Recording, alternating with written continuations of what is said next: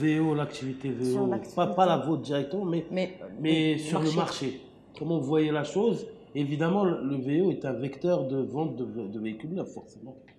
Bon, pour le moment, d'abord, avec Moussa, on doit travailler et faire aboutir les chantiers, parce que c'était de faire aboutir les chantiers de changement de carte grise et d'avoir un seul logiciel d'immatriculation pour pouvoir immatriculer, acheter et revendre en même temps la voiture.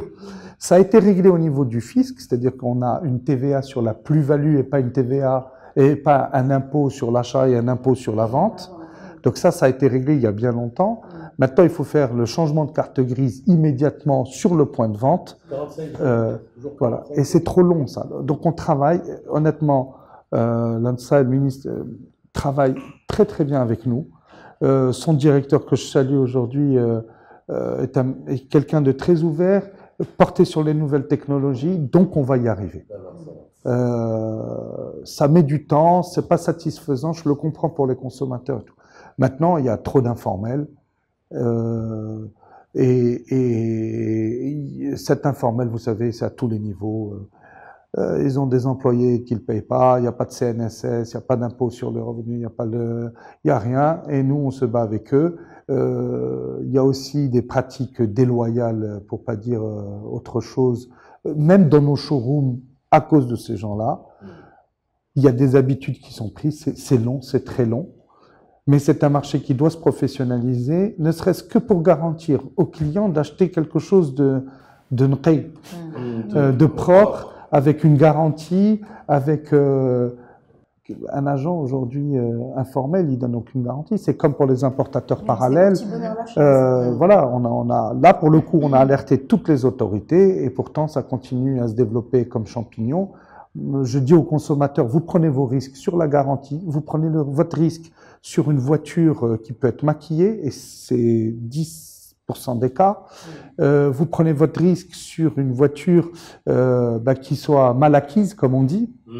Vous prenez vos risques. Ça, c'est la première chose. Deux, à force d'encourager l'informel pour faire des économies dans le premium, qui ne sont pas tant que ça. Vous encouragez au Maroc, il y a qu'on veut tous vivre ensemble, on veut vivre dans ce pays, on veut vivre avec nos enfants. On veut que nos enfants vivent dans ce pays. Et ben, quand on ne paiera pas d'impôts, quand on ne paye pas les taxes de luxe, quand on ne paye pas la totalité de ce qu'on doit, comment vous voulez que le pays se développe pour tous?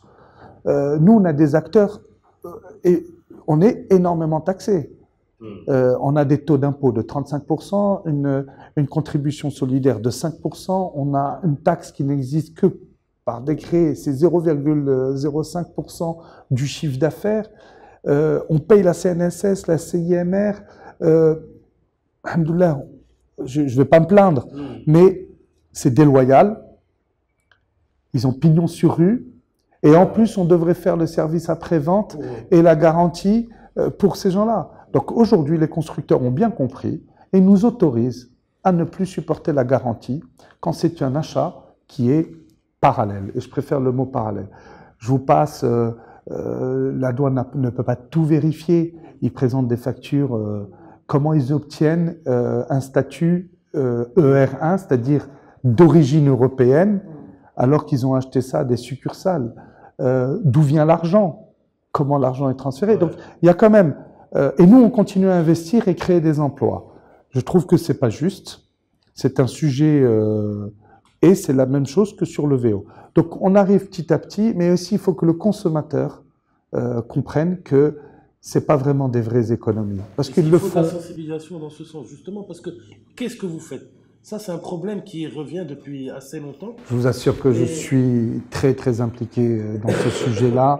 Je trouve que ça avance pas beaucoup. Pourtant, mes amis de la douane, et je dis bien mes amis, qui travaillent beaucoup avec nous. Hein.